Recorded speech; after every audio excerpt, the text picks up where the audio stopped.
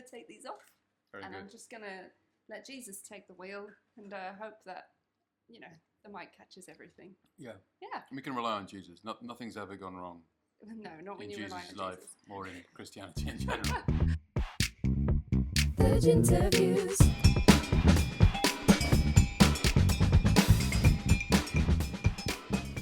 Welcome to the Ginterviews with Kerry Fitzgerald. Hello.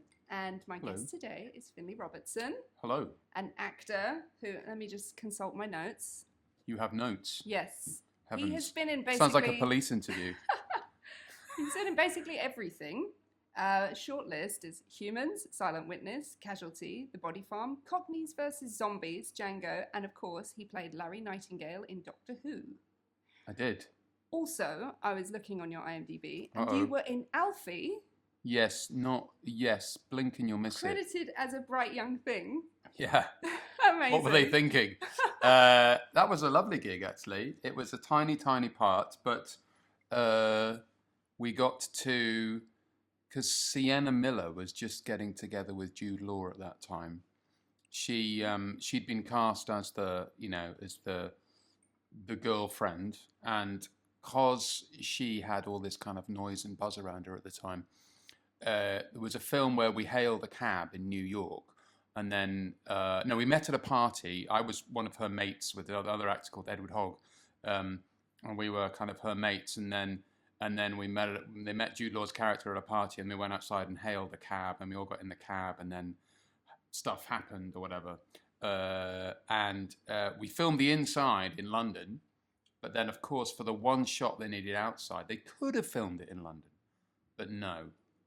The story was Sienna wanted to go to New York, so we went to New York for a week. So it was For just a like, week, just for one shot yeah, outside? Man. Yeah. Oh, yeah. my God. For a character without even a real name. Right, First class, Oh, Virgin my God. Atlantic, free champagne. What? Are you serious? Yeah. First class? First class. Oh, my goodness. Yeah, lovely. Staying in a really nice hotel and because it was a night shoot, there was a thing where they'd fly us out and to make sure the hours, and we were all, got our beauty sleep. We were there for ages. It's brilliant. That's amazing. Yeah.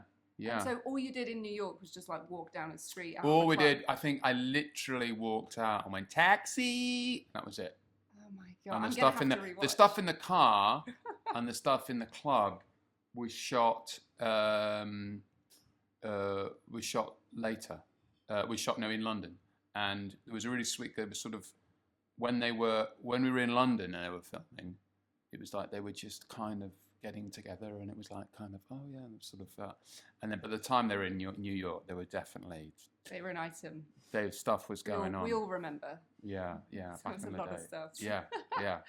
Something else that I saw on your IMDb that I really need to ask about is a film called Fat Slags.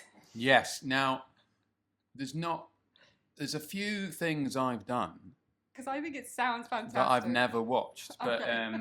that's one of them. And you played a rickshaw driver. I did, yes, and I gave my finest rickshaw driver. How did you get into the role? Did you have to I auditioned. Did you shadow people? So it wasn't the casting couch. What do you do to get a rickshaw? I mean, You do the casting couch, and all you get is a rickshaw. You must be a crap shag, if that's what you do.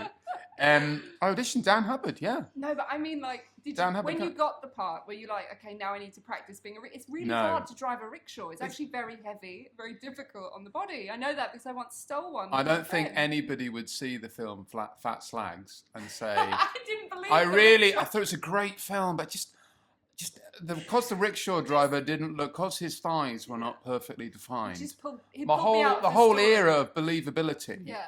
was In Fat Slags. Well, Fat Slags Never was gonna win an Oscar you now. know the comic the comic Viz. Yeah. They're characters from Viz, and it was that. Okay. So and it was a kind of one of those films where you have a couple of proper actors, and then you fill it with celebs. Okay. And you fill it with kind of people of the time, and Jerry Halliwell was in it, doing a Jerry Halliwell. I've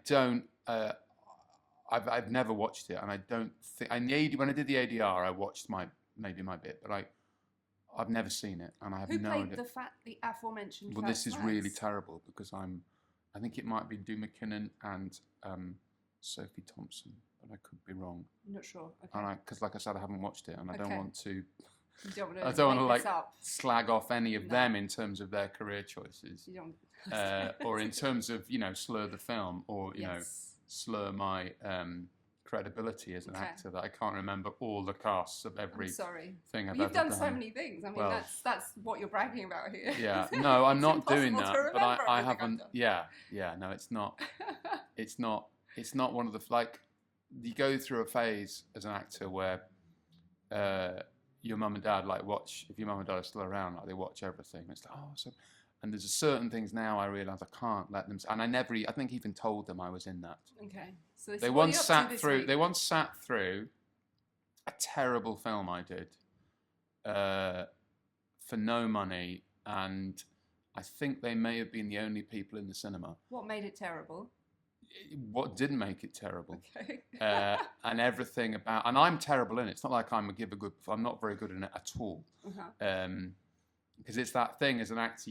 I just been to a workshop. I did the audition. I got the part, and then I went to a kind of a workshop. One of those sort of famous person talks about their directing style. And it was Mike Newell talking about the power of the close-up, and like all screen acting is in the power of the eyes and the thoughts and all this sort of stuff.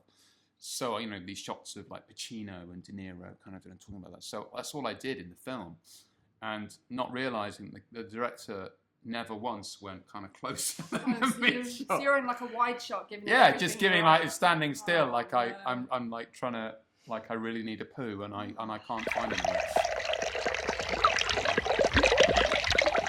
For the listener at home, just to let you know, we're currently drinking some non-alcoholic gin today, and it's called Clean G, and it's by the Clean Company. And what are you thinking of it? I'm enjoying it. Yeah, I'm enjoying it. It's good. You've gone back for a second. I've gone back for seconds. It's very good on a summer's day, and I think whack it with ice and some tonic and some lemon. Yeah, and you're away. It tastes. It does taste like gin. It does. And it has the bitterness of gin. Exactly. And you can have all the fun and no hangover. And I can still function tonight. Talking of clean things, we were talking about fat slags, but I'm gonna ravel back because I feel that your career. Is ravel a word?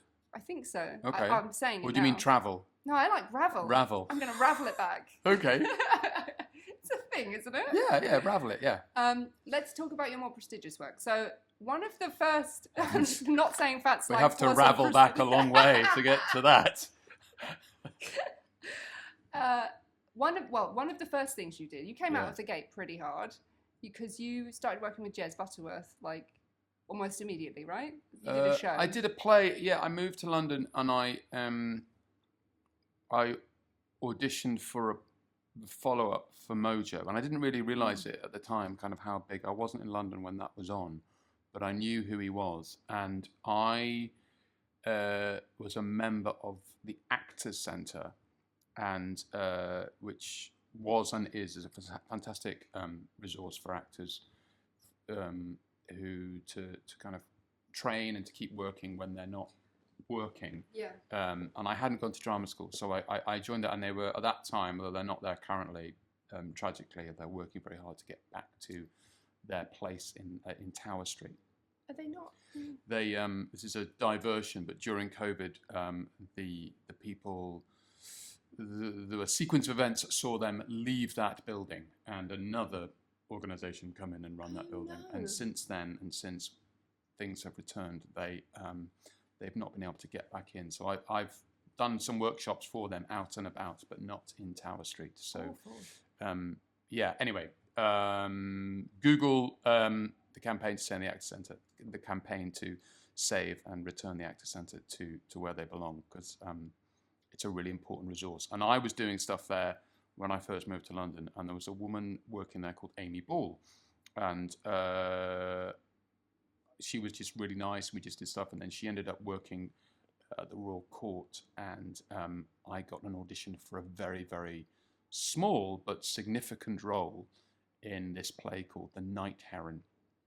And the part I was playing was a Cambridge student, which I had been at one point, who, in a convoluted story, ends up at the kind of climax of the play wandering out on stage naked and reciting a poem by Percy Shelley, and I did that. Yeah, so that was quite a big gig. Was that the main stage at the Royal Court? It was downstairs. Wow, yeah, it's such a beautiful stage in there as well, isn't it? yeah, Oh yeah. my And it gosh. was Carl Johnson and Jessica Hines and Ray Winston and no way. Paul Ritter.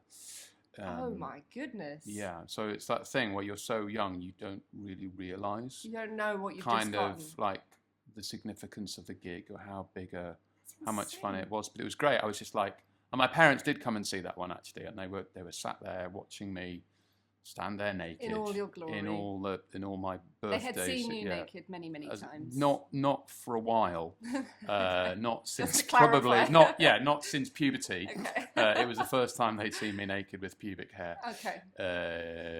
And the last time. and the last, yeah, I reckon, yeah. But that's madness. So you did a show in Edinburgh, and then you're at the Actors Centre, and then you get a job at the Royal Court. And then you There signed was your stuff. agent.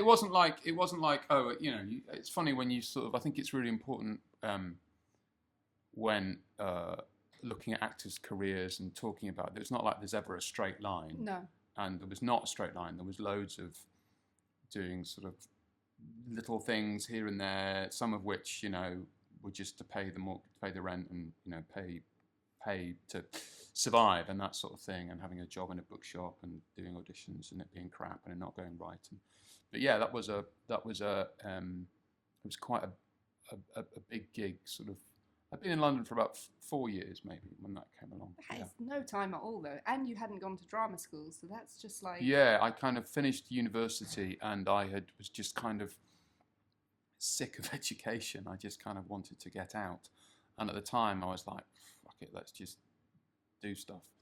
And I just kind of made it happen really with this play that back in the day you would sort of, I remember there was no such thing as the internet in that way. You had to have a word processor. The mid-1800s. In the mid-1800s. We sent things by pigeon. Yeah, you would type out a thing on a sharp word processor, and then you would just change that one line to whoever you were writing to, and then it would print off really slowly, and you would send your 10x8 headshot. And post it to them. And post it, so expensive as well, because you're Yeah, spending yeah. money for every letter. Whereas now you Exactly. can bombard people. I send 200 Kids emails. don't know their balls So these easy. days, do they? But don't you think it's easier for them to be ignored now? Like, do you think casting directors used to feel more obliged to at least respond when people had printed and posted? Yeah, Did potentially. you get letters back?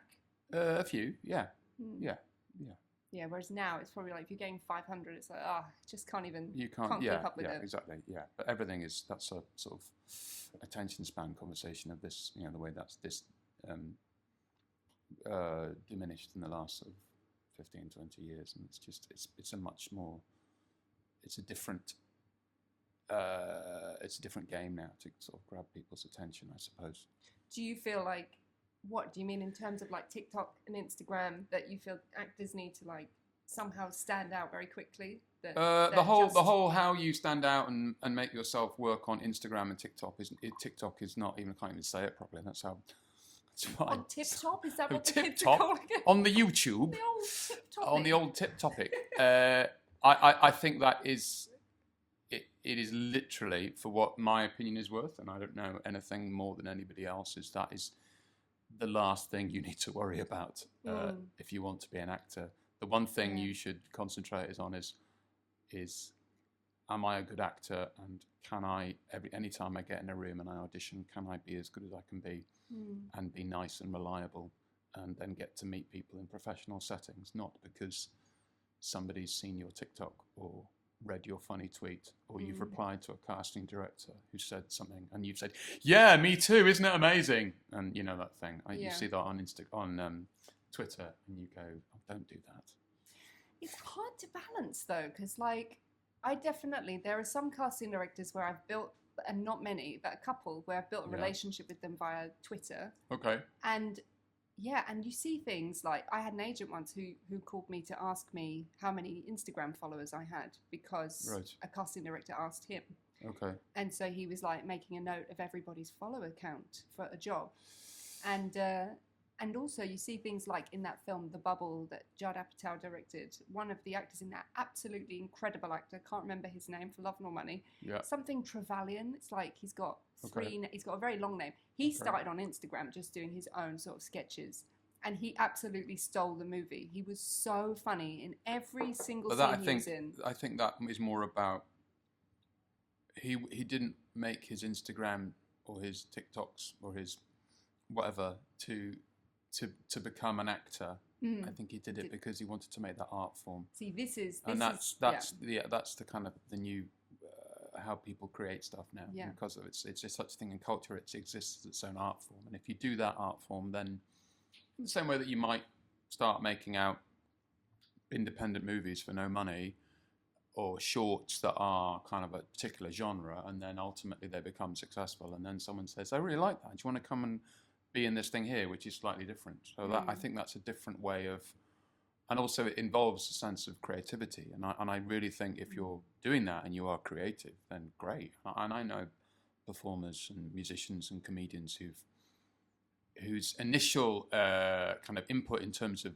the industry has been through making creative work via YouTube and that sort of thing. And I think that's about creativity for creativity's sake, and then you going into another.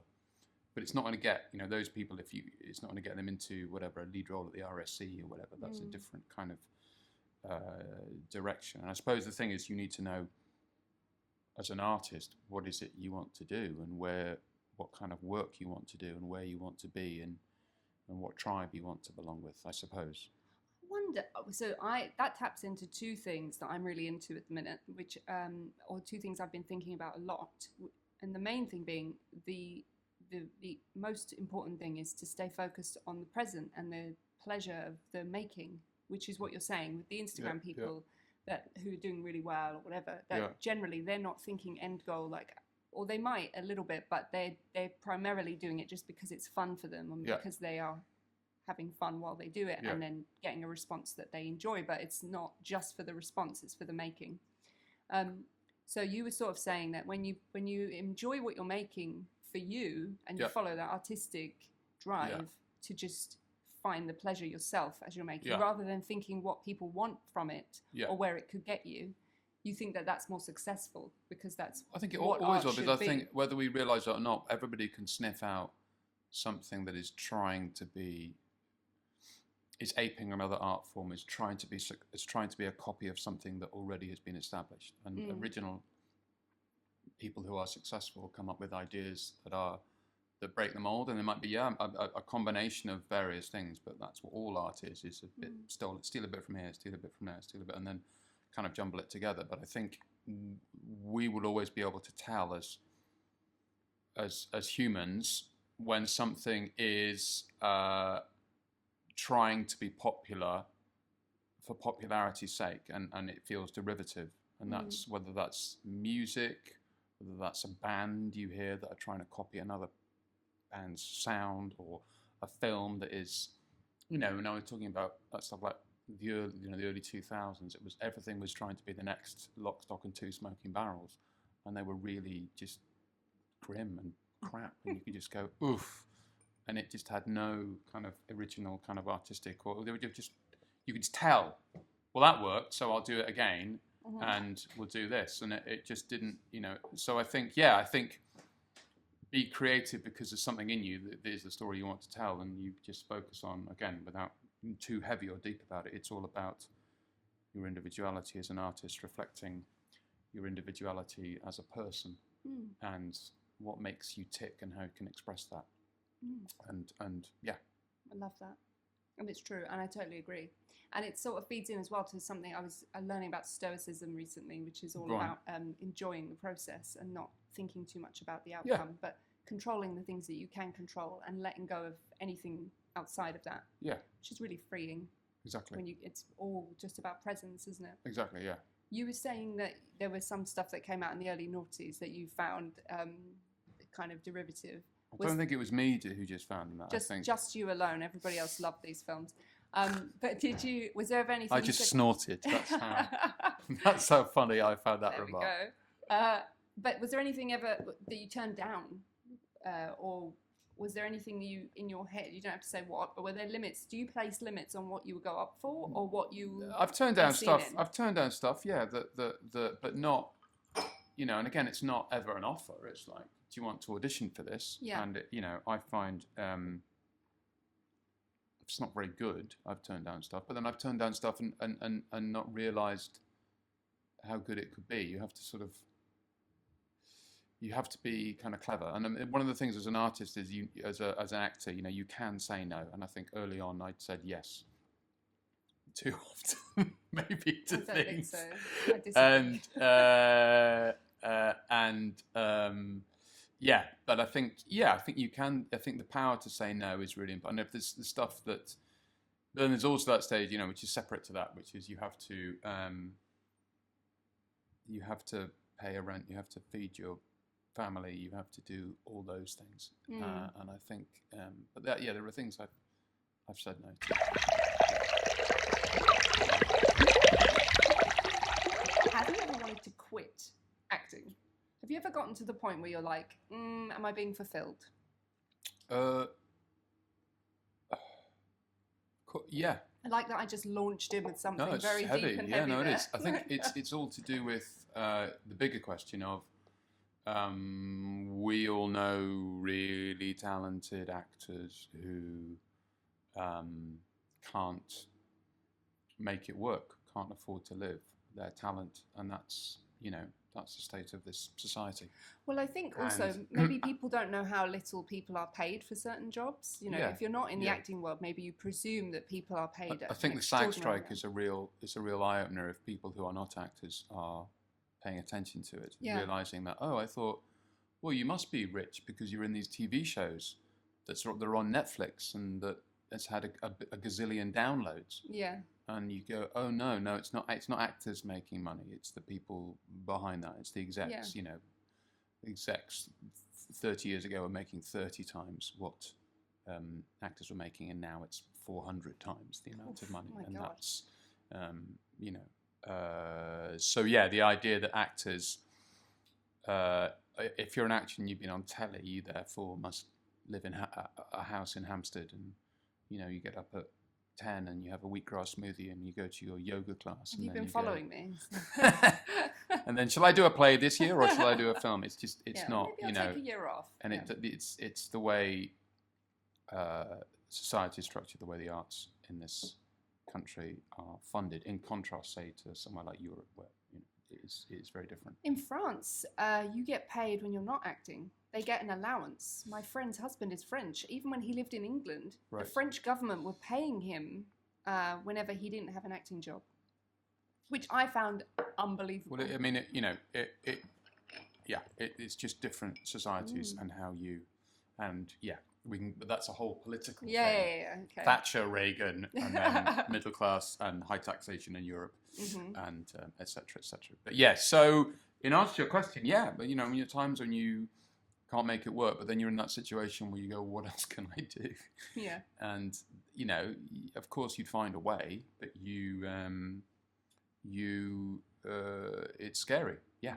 And I think the thing I've found is that you somehow find a way to make it work, and or something comes up that saves the day in terms of a gig or other stuff as well. But I mean, we all are not, and there's a whole discourse around you're not giving up acting, you're choosing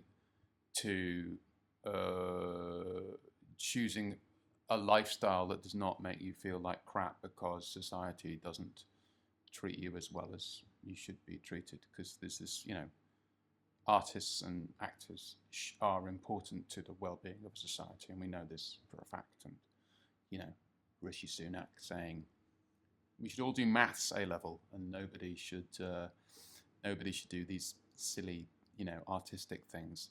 It's just again financially bogus and also psychologically reprehensible. Well, also a nation of accountants. It's just disgusting. Who hate themselves.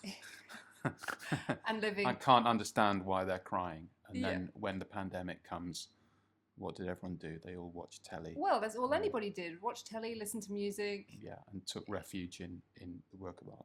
Anyway, but this, I mean, Yeah. preaching to the converted, obviously, but you're not walking away from acting. You're saying, I want to do something that makes me happier, and nobody deserves to be unhappy doing something that does that makes them miserable. And it doesn't mean, the trick is, it doesn't mean that you're not a good actor. It just means that you have not been blessed with the luck that every successful actor has, and it's just not right for you. But there's nothing wrong with sticking around and saying, I want to keep doing it. I want to keep doing it. There's nothing wrong with that. And how do we measure success? And how do we measure fulfillment? That's a personal thing. But if you're miserable doing something, whether being in a relationship with acting, it's just like being in a relationship with somebody you're not meant to be with, then you need to walk away, and you might need help. You might need somebody to say, you know what, are you happy? And it's really hard. It's harder with acting because it's so personal, and it's a reflection, and it's so embedded to your identity and your kind of sense of self-worth that it is a really, really tricky thing to do. But I know people who've done it, and I respect them because they've made a really difficult decision, and it's made them a happier person. So I'm happy for them as well. I'm sad because they were great actors, and they are great actors, but they're just not doing it at the moment. But then there's also that thing where, society somehow teaches us that you have to know what you're doing by the age of 20, and then you have to do it until you retire, and then then you die. and then you die. So you can and live a few happy years. But I think this then you idea die. that you can change, the idea that you can change is really, really important, and that the idea that you can change in terms of what you want to do, you can give it all up and become somebody who's a forester, or you can give it up and somebody becomes a sculptor. The woman who made the big spiders, Louise Bourgeois, is that how you pronounce her name? The big spider woman. She didn't become a kind of an artist until she was much older. She was 60, and then she became this lauded, feted, genius woman. But there's also that other thing of sort of the cult of youth, that we crave young people, and young people are great, but young people and their energy means that you have to, often they're the ones who get the grants and the leg ups. And where are the 50-year-old actors who are saying, you want to change your career, you want to become an actor when you're 50, great, or you want to become a ceramicist when you're 50, or you want to become a whatever when an artist when you're 50, or a sculptor, or a model maker, or whatever it is. Those are the things. That idea of changing direction is something that I think is not embraced by society, because we have to have this pathway that you have to do. And I think separating that and exploding that myth is a really important thing to do, for us all to do. I agree, and people can change at any age and do anything that they fancy. I think that that's definitely important to keep in mind and to pursue. And also I feel like even if you're an actor, you can sidestep into other things, podcasting, for instance. Yeah. But writing, you might find you're a really good producer. You might find that, wow, actually you're a really good director. There's a lot within the creative industries that you can explore. I think mainly probably in your 20s, it's easier because you don't have the financial kind of pressure. And you have an energy as well in your 20s. Well, I don't know if you had it where I had it, where it's like, you don't know you're born. You're like, yeah, fuck, I'll do it. Yeah, whatever. Yeah, great. Yeah. And the self-doubt, I think, comes as you get older and you have had knockbacks and you've seen stuff in the world, and you don't have that kind of hormonal drive and that kind of chutzpah and yeah, fucking let's just do it, that you might have when you're 20. And it can be harder, as well as, yeah, as you say, the obligations of family and that sort of thing. But what's interesting is what my counsellor would have said then is is that how you felt? Did you have knockbacks and feel like you couldn't sidestep? And also with saying that there was that if acting is making you miserable, quit. Have you felt that? Has it made you miserable? And if so, how? When you're acting, it's great. It's just when you act and then nobody wants to see you when you don't get the gig. So it's like auditioning and doing self-tapes and not hearing back. That feels a bit demoralizing. That's part of it, yeah. I mean, but then you find a way of coping, and it can be as silly as sending your self-tapes to some friends and being part of a group. Well, they send you their stuff, and you go, yeah, that's great. Or doing them with a friend. So you've just, and that whole culture of self-tapes is really tricky, because there is that thing where I think I'm at a point now where I'm okay with it, because I will share it with people that I've done it with, and I'll go, oh, that was great. And also I've had the afternoon where I've gone, I'm doing some acting, I'm making a little film. And self-tapes are not, they're their own kind of life form, their own kind of art form. And I think if you do that with someone and you are creative, then yeah, you can watch it back and go, yeah, I'm good in this. And that'd be fine. And then you see who gets it and you go, oh, right. Yeah, and then you don't hear anything. Or you don't hear anything. Or they haven't even downloaded the file. And you're well, like, oh my God.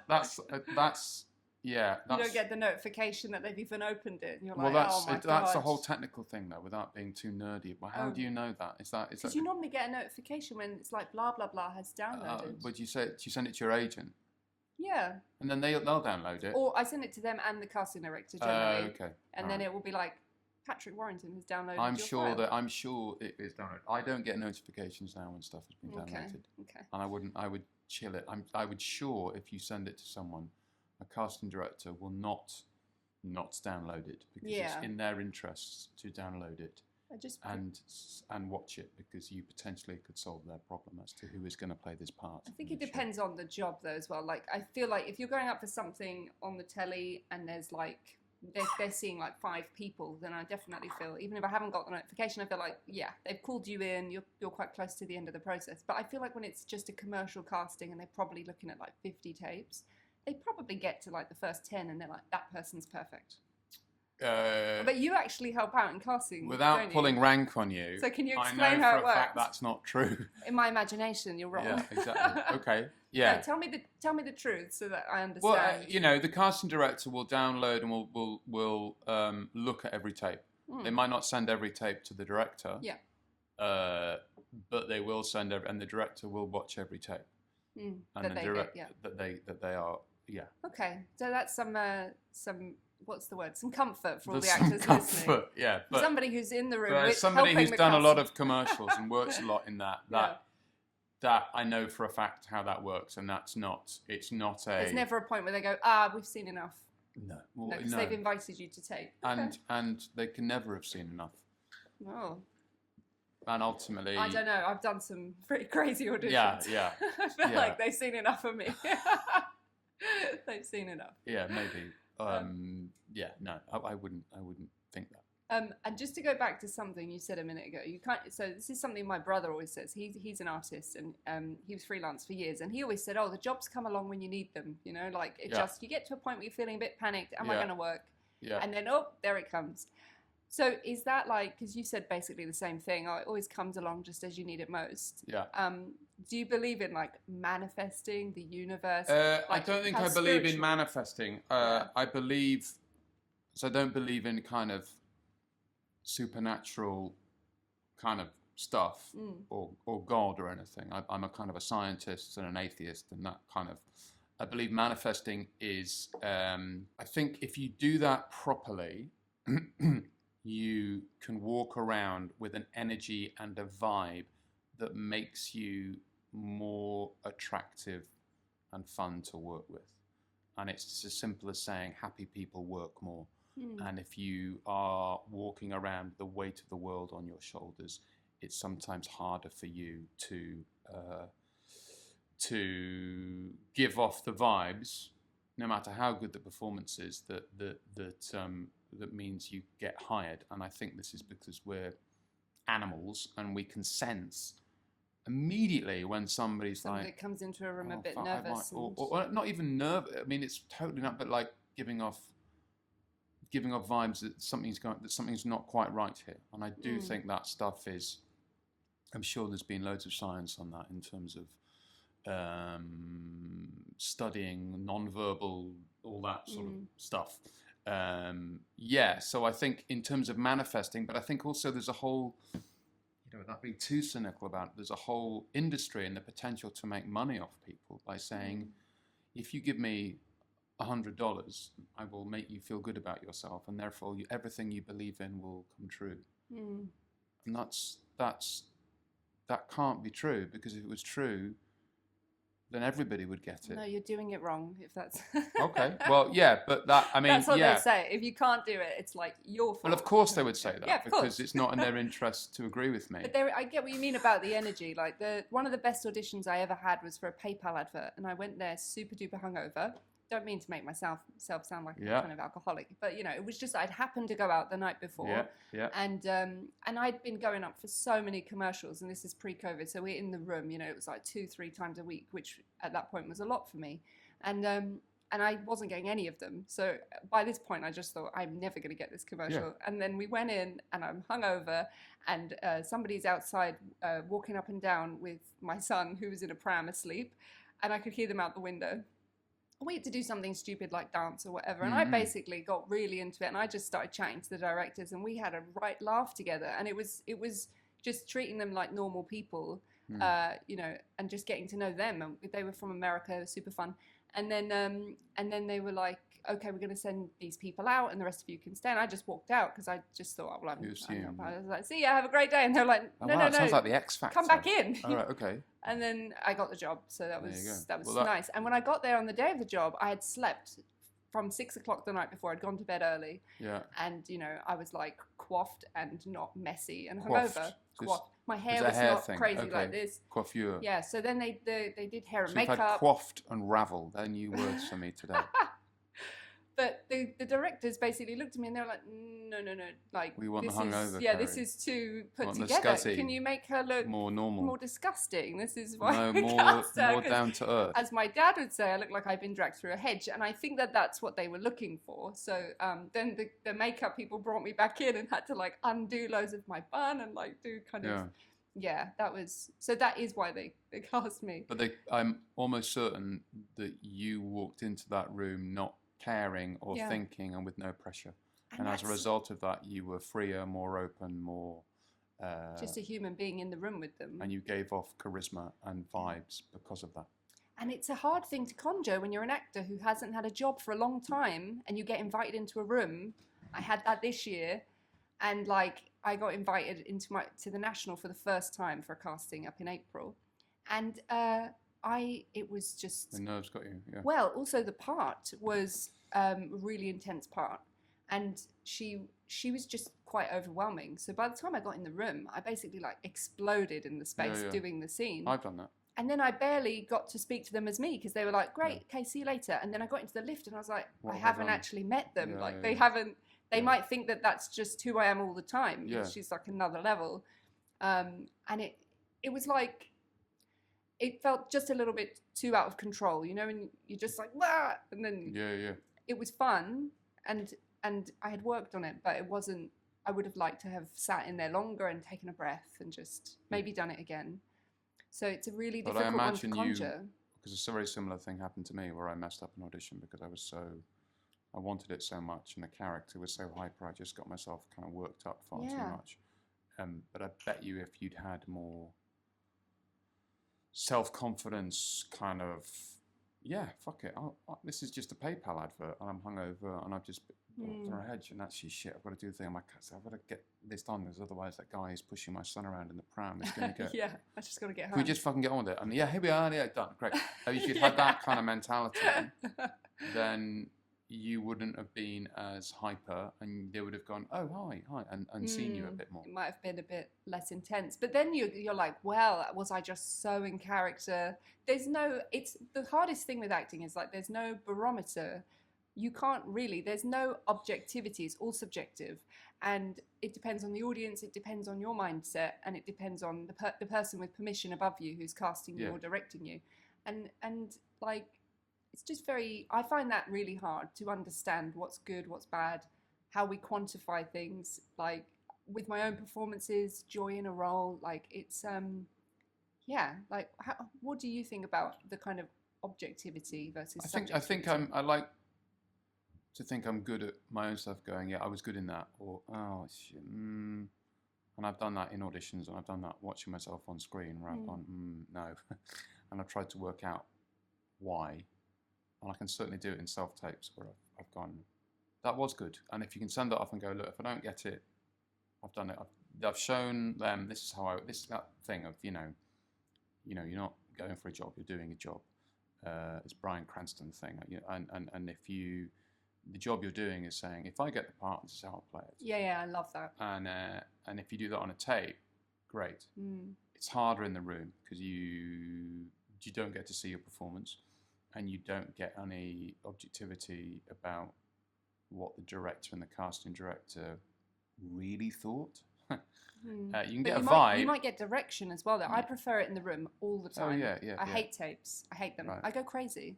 Okay. Because I have no one telling me what they want. I think I quite like to please a director or a casting director. Yeah, well, that's where you need that doesn't help. I know exactly where you're coming from, but that doesn't help. And you have to say, I'm an artist and this is my performance. I'll take the note. Fuck yeah, I'll take the note, but I'm walking in with this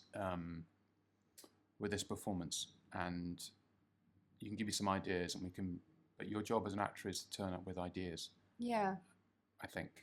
And I do have ideas, but it's like but in terms of need the guidance.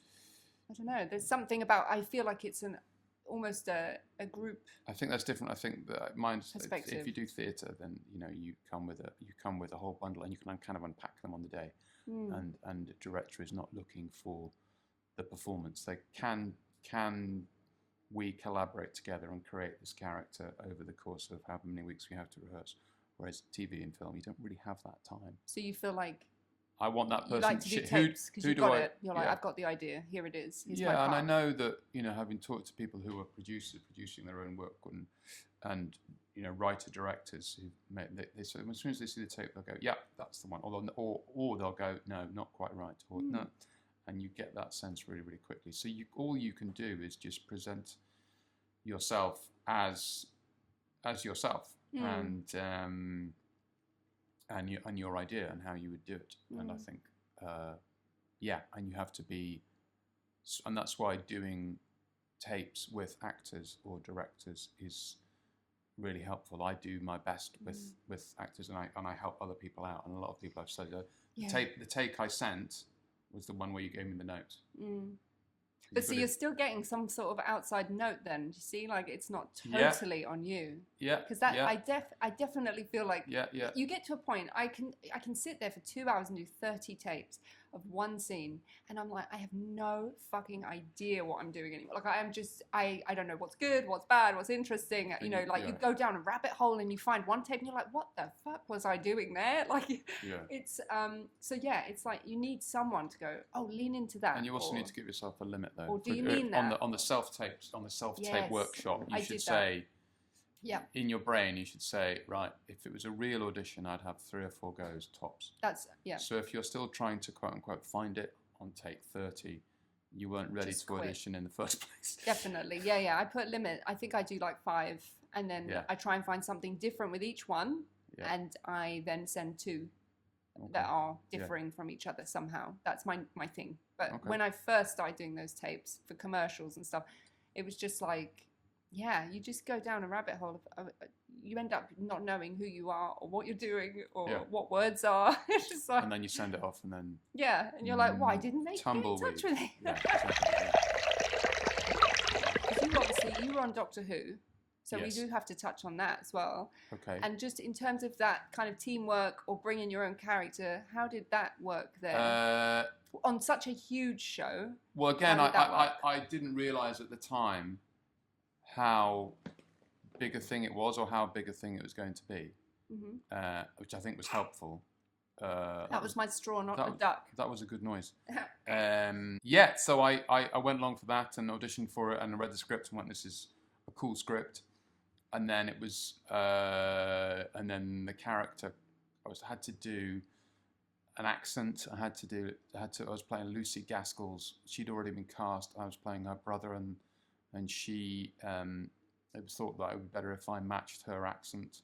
So I did that, and the story I tell, which is kind of true, is that when we were filming it, it was the 10th anniversary of when the TV show This Life came out, and they were showing the repeats, and it was on every night on BBC Two. So when I was filming, I'd be watching it, and I took Andrew Lincoln's accent as egg as a kind of base point for it, as a kind of the kind of base camp, and then just kind of went with that. And then the costume said, "Well, he's a bit like Shaggy from Scooby-Doo, isn't he?" And then that was the wardrobe. So again, for a lot of the time in my career, I've been cast as the scruffy boy next door. So there's that thing sometimes as an actor where you might get to take home bits of your costume, and I've never done. I did the longest job I did at TV. I was a regular in this TV show, and I really enjoyed the part, and I really enjoyed the show. But he was a total scruff bag, and the only thing I got was a pair of wellies. Aww. I got to get home a pair of wellies that I wore in episode 6. Nice. That was how it all sort of came together. But it's all about the writing and all about the direction as well. I think what Hetty did, Hetty MacDonald, who directed it, in that is never really talked about, but she did it really, really, really, really well. I went to a Doctor Who convention last weekend. Oh, no way. I met some, and I was talking about it a bit and was interviewed, and they were all saying, how did it feel where you were standing there and then you turn around and suddenly the weeping angel was there? And I said, well, it doesn't really work like that. It's all in the cut. Like, you can't say that to it's people. in the cut. Like, you film the thing where you're going panicky, panicky, panicky, and you turn around, and then they'd film the other bit after lunch. Yeah. So, and you go, ah! And it's called acting. It didn't happen in real. Like, what? And also, they're not real. They're weeping, you know what I mean? It's a statue, or it's a person in lots of makeup. So you spent a lot of time deconstructing people's sort of excitement about the show by ruining their deep lives. diving on the truth. No, but I told some hilarious anecdotes as well. Did I? No, the one. I mean, it was very, very cold. That's what I remember. It was very cold, and that was it was very cold. That's the takeaway. That's the takeaway. Yeah. And after you did that show, did you have a hunger to kind of go into another sort of big franchise? And like, did it? It's for me. It's never really been a. That's not really how I've kind of thought about things. It's just about doing good parts and good kind of quality works. I mean, you sort of. What was lovely about that was that, and that's what I always say, is that you sort of feel like you are playing a really significant part in somebody's life, because the show is loved and means a lot to so many people. And if you take part in that and you can contribute to that, you feel very privileged and very proud. And I feel really chuffed that I've helped create art or a TV show, an episode that means so much to so many people. That feels really good. Mm-hmm. And when people say, "Oh my God, it's my favorite one. I'm my favorite one. You were so great." It just, great. It makes me really happy. Because when I was young, there was a similar thing, with Star Wars or The Muppet Show, or, and then as a teenager, bands, music, Jane's Addiction, or kind of Nirvana, and if I ever met like Michael Stipe from REM, now I would say thank you for. He's amazing. Being an artist who means so much to me, and whose work meant so much to me. And it's not the same. So you're I'm comparing not Michael yourself Stipe, to Michael Stipe, but it's a similar shape. It's okay. We all know what you're saying. It's a shape where you are. It's a pattern where you what you do. And it's and it's different because he's written those with the band. He's written it, but here I've just played a character, but it just feels really nice. Just to be in people's life in that way. Yeah. But it's funny because Michael Stipe, or for me Tom York, those people are just. So the person I was going to say next, actually. Love him so much. I will meet him one day. That sounded like a threat. It was meant to sound excited, but let's see how you wish. It sounds very much like a Tom York lyric, actually. I will meet you someday. I will meet you someday up against the wall. But they're just humans, aren't they? There's human people, just like you are, happening to be in Doctor Who. It's like Everybody sits on the loo. when you're when you're in the industry and you meet other people who are working at certain level, or you see somebody who goes in suddenly, you know, they break and they get like a lead role in something. Yeah. It's quite interesting seeing the difference, not to them, but to around them. Yeah. To the perception of them and what they become in people's imagination. Yeah, and I think that can lead to very bad behaviour. Yeah. And very bad, particularly if it happens to somebody who's young. And I could imagine that when you're young, that a lot of us are idiots. And I would have died. And I think if I'd come out of drama school and suddenly been cast like, you know, Orlando Bloom was by what's his face in Lord of the Rings. Peter Jackson. That's the guy. You know, he was cast off the stage at Guildhall at like 21 or something to go off and be Legolas. And I would have died if somebody had cast me. You know that, and again, there's that thing where you need to have respect, and you need to also know, you know, while you say all that, I'm not delivering babies or saving people from burning buildings or finding a cure for cancer. But it's not a competition either, you know. No, I'm not saying it's a competition. I'm just saying there's great, but it's also, you know, there's significant things, and then there's things where I'm an actor and it's great that we need art in our lives, but you know, the idea that because you've played the lead role in a Netflix thing, you should you're God, or you should treat people badly, or you should, or that people revere you, like, you know. Yeah, or people, if people are not revering you in the way that somebody else might be revering you, then that's not cool. And I think when you see that in action, you just go, come on, man, give me a fucking break. Like bad behaviour. I've never really seen that. Have you seen some really diva-ish stuff? Not diva-ish, but I've seen people try to be high status. That thing of, have you ever been at a read through where an actor reads it really quietly? I worked with somebody who I couldn't hear. The read through, you know. Everyone else is acting normally. So you do a play, you do a TV episode or whatever, you read through the episode, and there might be somebody there who has to say all the lines really quick. So you'll go, sorry, what? And it's a kind of status thing to make themselves the most important person in the room. Well, also it's a trend at the minute, isn't it? Like actors that you can't hear, that's the trend. The quieter you can be and the more indecipherable the mumbling, the more excited people get. Like, what was the film that came out recently where people just couldn't hear one of the actors at all? I mean, there's several. I don't know. But but there is, I mean, you there is think a kind that's of a status thing, like? Not in the.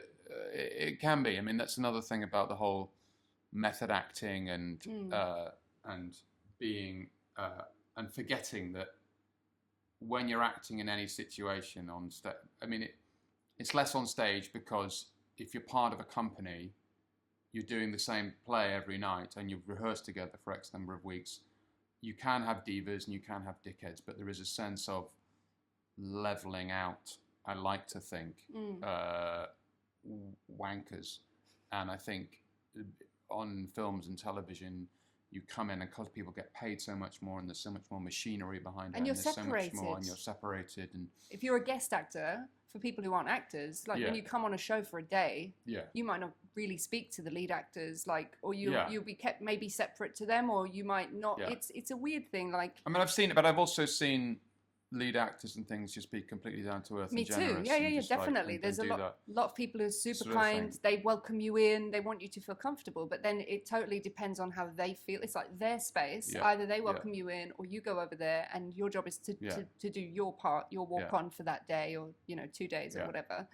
And that's kind of weird when you go from a really kind set as well, where everybody's like, yeah, hi, to a set where you're but also it all comes from the top in that situation. It comes from the producer and the director, and setting and certain directors will. I know a director whose work I love, who's not cast me yet, who I'd love to work with, who will have a no dickheads rule. You know, there's no place for dickheads on this thing, and if you are treating anybody badly, another actor or another, someone in the wardrobe or the makeup department, then you can fuck off.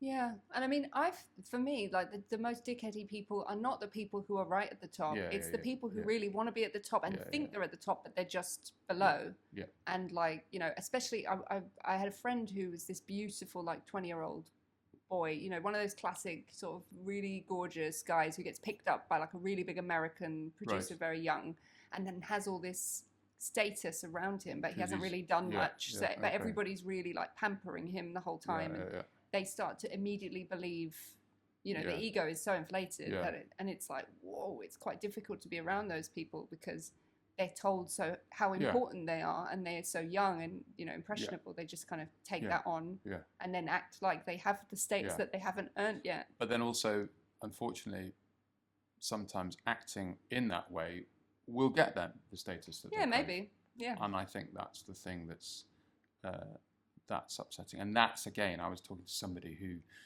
recently was talking about whether they stop acting, and they've got big stuff going on in their lives, and they were saying, you know, the thing that they find really hard is that it's not fair, and that some of the people, this person's a very bright, smart individual, and the people that they see being successful are, in their words, stupid, and believe the hype, and do that thing where they go. And I mean, that's the thing that really bugs me as well, is when people who don't have the ability or the intelligence to walk the walk, strut around as if everything they're saying is the greatest idea ever, and because of where they are, the machinery supports that. It says, yeah, that's really interesting. Well, that's good what you're saying. Yeah, that's great. And you just go, what? No, it's fucking stupid and unoriginal,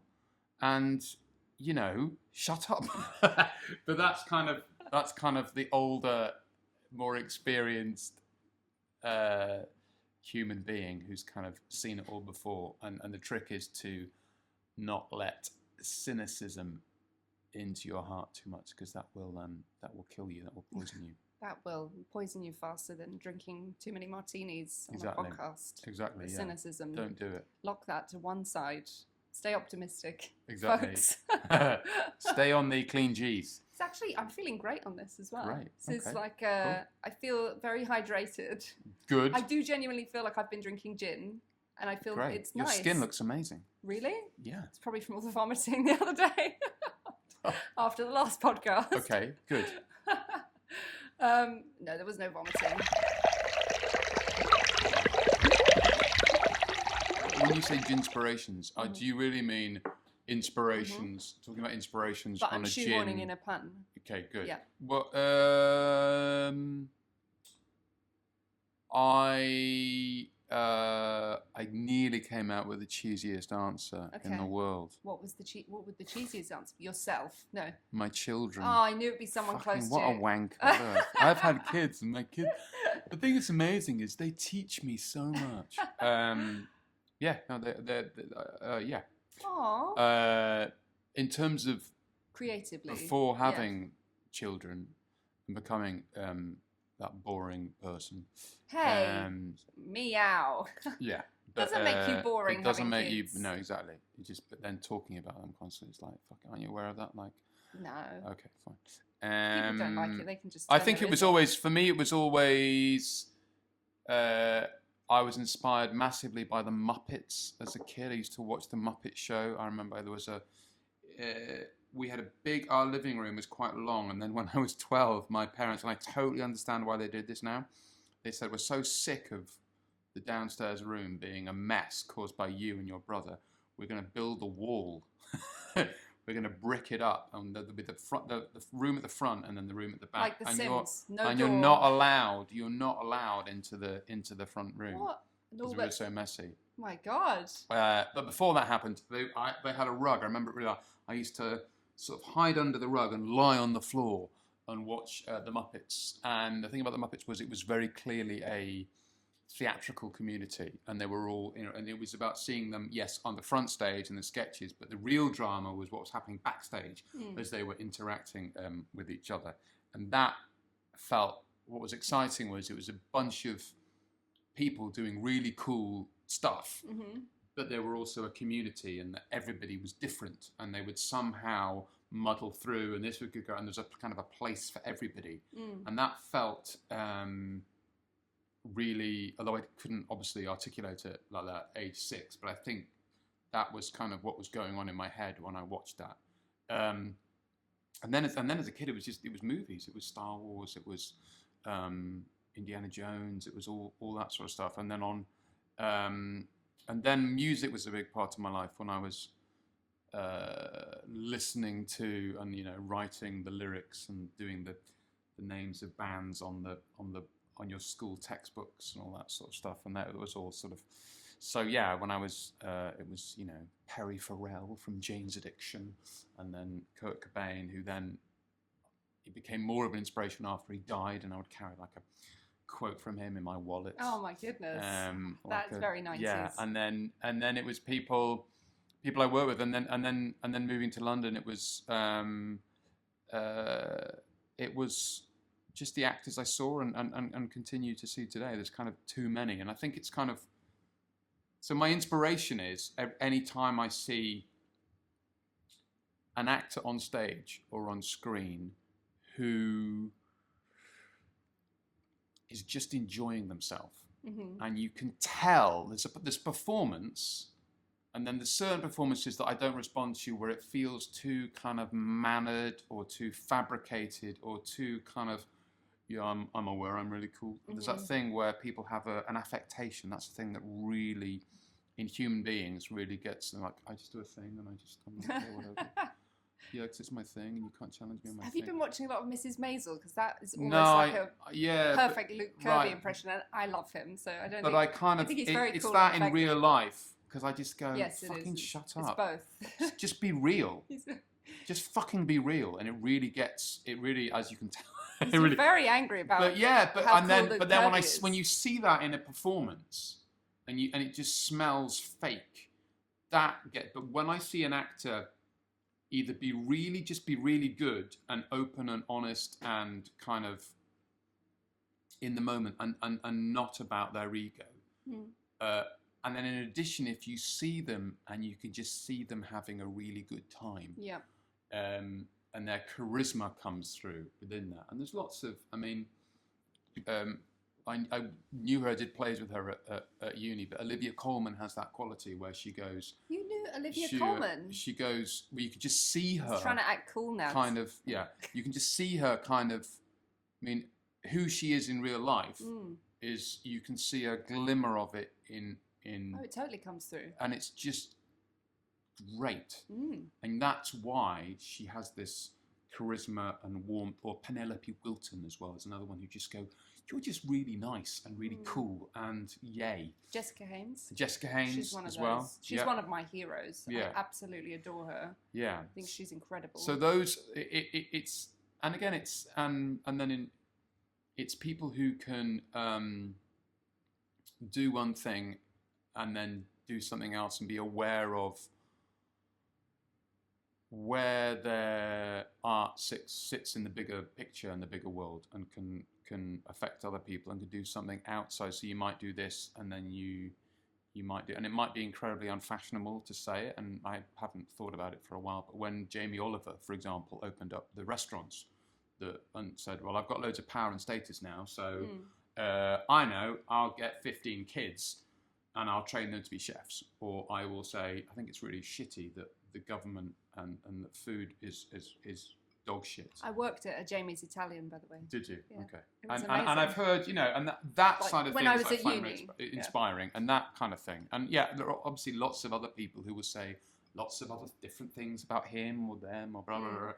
But those kind of actions, I think, are really... there's an actor called Alex Hassel who I did a tiny... Yeah, with The Factory. Yeah, and again, is somebody who went, right, I'm a really good actor. He's fantastic. And he's so striking looking as well. And in The Factory and the stuff that they do, he's so brilliant. Like, it's... Yeah. And he does a lot of TV and stuff as well. But the thing that's inspiring is he did all that and then set up a company that have their own identity. Yeah. And he didn't do it to become successful like we were talking about earlier. No, it's the joy. He did it because I want to make a company and that is that's what makes him, people like him, artists. Do you mean the Factory when you're saying you Yeah, set up a yeah. company? Yeah, So yeah. the Factory are a great Shakespeare company who they do brilliant immersive Shakespeare plays, and often they'll several of them will know several roles, and they'll let the audience decide who's playing which part. Yeah. And they also get their props from the audience, so they just use what's really in the space.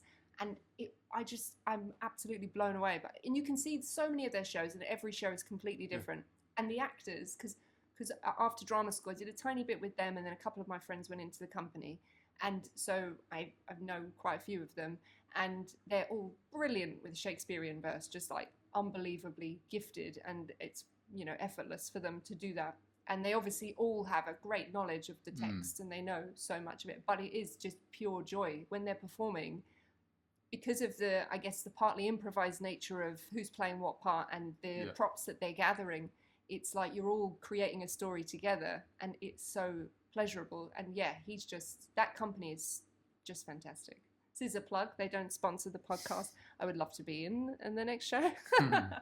But no, the joy is at the center of what they do. So you're attracted to watching people who are feeling joy while they're making something and doing something that they believe in. Yeah, and have confidence that is rooted in them being good at their job rather than fabricated because they have to give that impression in order to get what they want. Yeah, that just coming to the end now, I wanted to ask if there was one piece of advice that you would give a young actor who's coming out now, maybe thinking about drama school,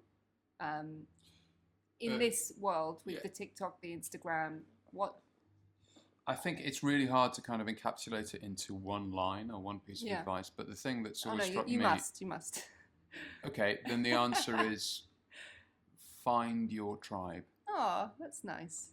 And I mean, work out what you like and then identify who's making the work that you like and then work out how you can join their gang.